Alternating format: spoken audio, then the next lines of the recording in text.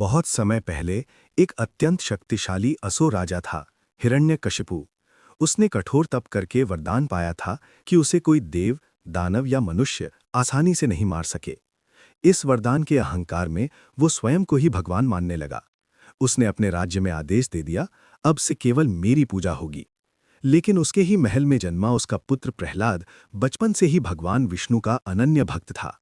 छोटा सा बालक, पर हृदय में अटूट विश्वास।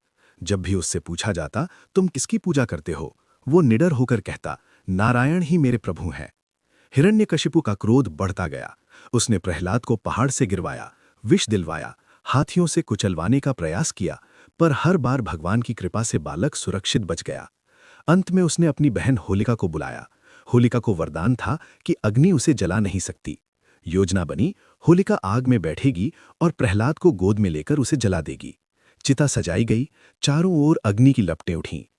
होलिका प्रहलाद को लेकर अग्नि में बैठ गई, पर उस क्षण भी प्रहलाद ने आंखें बंद कर केवल नारायण नारायण का स्मरण किया। और फिर हुआ चमत्कार। तेज हवा चली, अग्नि भड़क उठी। होलिका का वरदान निष्फल हो गया, वो जलकर भस्म हो गई, पर भक्त प्रहलाद अग्नि से सुरक्षित बाहर आ गए।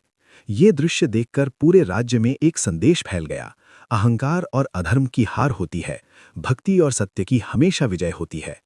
इसी घटना की स्मृति में हर वर्ष होलिका दहन किया जाता है। अग्नि में हम अपने भीतर की बुराइयां, अहंकार, ईर्ष्या, क्रोध जलाने का संकल्प लेते हैं और अगले दिन रंगों की होली मनाई जाती है।